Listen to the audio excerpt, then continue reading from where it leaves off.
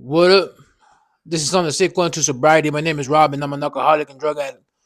Last story I left y'all off with, brother came through, trying to break the door down, trying to cause physical harm to all of us that were inside of that hotel room with his sister. He bounced. He almost succeeded, but he bounced. We had to flush all the material that was in the room, which was a lot of flushing, a lot of water. The water bill went up that day. We us getting put in handcuffs. The cops did their investigation to figure out none of us was like on parole, probation. None of us had warrants. Everything was good. Uncuffed us, let us go about our day. So we ran out of material. We didn't have nothing, right? I still didn't get my dub fronted. I was on the I was on the mission to get my freaking fronted. Things took a wild turn, dog. So the homegirl that's to connect, she tells me, "Hey, Rob, you we took a vote and you lost. You're gonna go with me to Tijuana, and we're gonna bust a mission. We're gonna go come up." And I was like, I don't even got my passport on me. I don't got nothing on me. She's like, "Nah, you could cross with just with your driver's license. Don't trip." And I didn't want to go because I'm not familiar with Tijuana whatsoever. I don't know my way around. If we get separated, I'm gonna start crying. Pero yo quería, I wanted my fucking fronted. I wanted my goddamn dub fronted. All I wanted to do was go home, smoke, and play video games all night. Maybe watch a little Pornhub. But that's it. But I had to bust this mission. So we went to TJ. We went to the Revolucion. And it's weird because out of me and my homegirl, she's the tough one. She's the gangster. If anything happens where we gotta fight, she's the one fighting, not me. You know. So she's the tough one. She's the one that knows already what's up. You know. She knows what's up. You know, ya está correteada. And then so we're walking down the Revolucion. She does some whistles, some hand movements, and I'm like, damn, what the fuck is going on? And we remember the first deal that we tried to make. We went in to this freaking, I don't know, let's just say liquor store, right? We went into this tiendita, and the tiendita had a back door that leads to the alley, and that's where all the action is at. And we tried to do the deal right there. And the cajero was, hey, sálganse de aquí no pueden hacer sus pinches mamadas, que no sé qué. And I was like, damn, we're about to get beat up by this old guy with a broom. Ah, damn. And my homegirl just laughed and we fucking bounced and we went into the alley. So this is where it got a little squirrely, right? Because I've never been in this alley.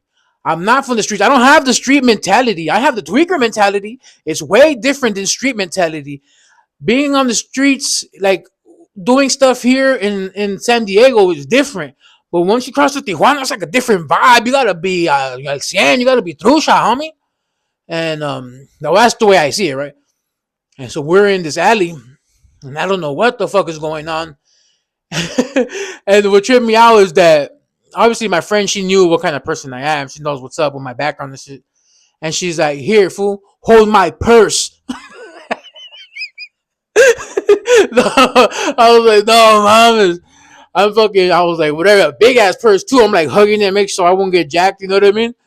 And she walks and she walks up to meet the person she's gonna exchange stuff with. And then after maybe like a few seconds after my friend walked away, a freaking police officer comes walking up and he looks at me. He's like, fucking fat motherfucker holding a goddamn person in the middle of an alley. That's some weird shit. That's some weird shit. And he's like, "Hey, tú, pinche gordo, ponle de aquí." He's like, "Hey, you fat ass, get out of here." And I was like, "Oh, fuck." And then when he started walking up, my friend started walking back. And he didn't say he didn't say that I know he didn't say nothing to my friend. She came back, met up with me, got her purse back, and she said, "Hey, fool, let's go, let's go, let's go, let's go." And I mean, like I said, I don't have the street mentality. I don't know what's going on. I cannot put one and one together. Like, I don't, you know what I mean? My survival instincts are fucking out the door. I don't know what's up. And she said, let's go, let's go, let's go. And I was like, all right. And I was like, cool. We started walking fast. She fucking called the first taxi. We got in. And she was like, duck, fool, duck, duck. And I'm like, well, I'm fucking fat as fuck. I can't really duck. You know what I mean? And I'm trying. And I was like, what happened? What happened? She's like, fool, you didn't see the cop roll up? I was like, yeah. And she's like, how convenient that the cop rolled up when we rolled up. That motherfucker's going to think we try to set him up. And I was like, what? Like, how? Why would he think that? Don't cops patrol the streets? Like, in my mind, I'm like, why would he think that we try to set him up just because the cops got there at the same time? It's just an inconvenience. You know what I mean? It just happened to happen. But not in her mind. In her mind, she's like, no, that fucking dude is gonna think we set him up. He knows what we look like. He's gonna come after us. And I was like, no freaking way. And but she was scared out of her mind. She was scared. I mean, she scared me because I don't know what the fuck was up with that. But it was so weird that I was this close. I could, if that cop wanted to, he could have stopped me. He could have arrested me and sent me to jail in Tijuana. I've never been to jail in my life. And here in San Diego, in the United States, I don't have a fucking parking ticket, a jaywalking ticket, speeding ticket, nothing. I've never been in the system at all. And the first time I ever get in trouble is in Tijuana. I go to jail in Tijuana.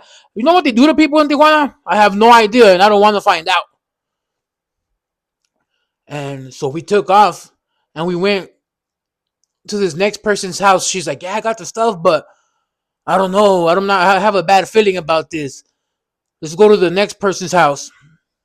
And I was like, all right. We go to the next person's house. I've never seen something like this outside of a movie.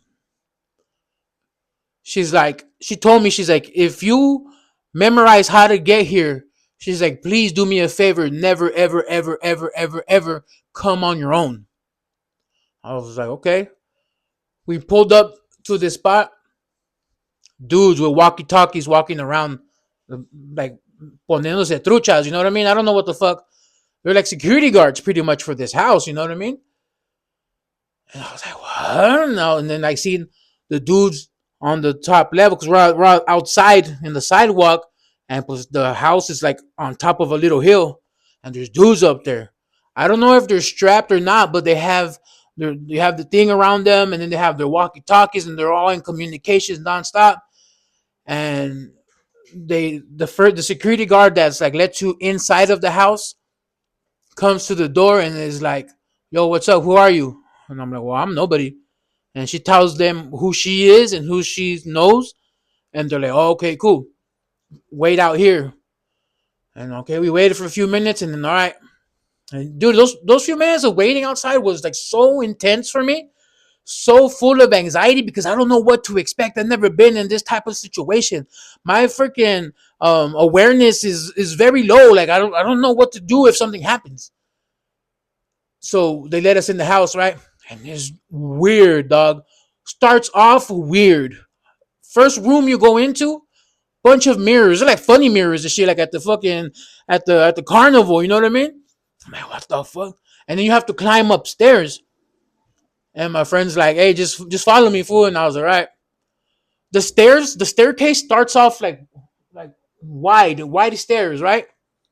And as you're going up, they're spiraling, and they get smaller and steeper and smaller and steeper. And before you know it, you're fucking like crawling up the fucking stairs, and it was so fucking weird. And I was like, what the?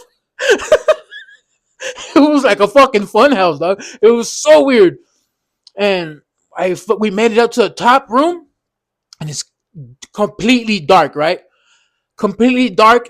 And I look to, like, if I'm looking at the clock, 12 o'clock is right here. Like around 11 or 10 o'clock on this side, there's a bar, right? Like where they serve liquors, there's a bar. And there's a dude sitting at the bar smoking a cigarette with a spotlight on him, singing karaoke, hugging a fucking punch. You know those dummies that boxers use to fucking punch? He's hugging one of those, and I'm like, no mames. what kind of fucking place did she bring me to? I was like, what the fuck? And this motherfucker was like singing karaoke, and then he didn't even acknowledge us. And then some like gangster ass dude came up to us, like this OG dude, like he got deported, and so he's been on that side now, you know. And he's like, hey, what's up? He knew my homegirl already, and he's like, hey, what's up? What you guys got? And then he's like, you got some stuff from the Revolucion MC. Let me put it to the test. And he did. You know, the tweakers have tests to see if their drugs are good or not. And so he ran his test, and he's like, the test that he ran was you light up the bulb from the bottom, you blow the smoke out onto a lighter, and if it leaves and if it leaves like residue on the lighter, that means it's fucking bunk shit, right?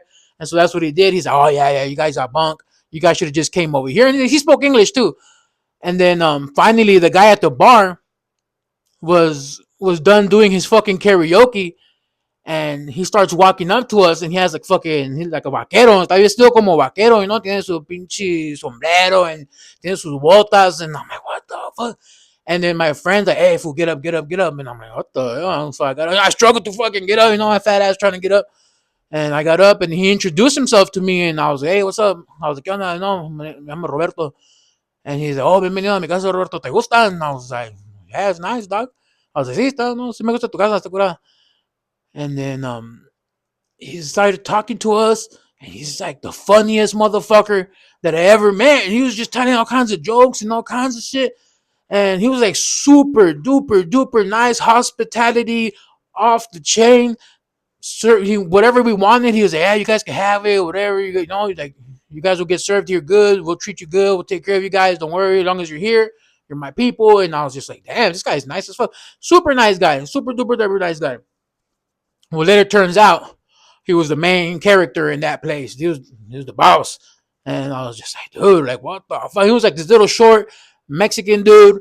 Like, you wouldn't even think twice, you know what I mean? You wouldn't even look at him twice. And but he was like the main dog right there, and everybody like bowed down to him.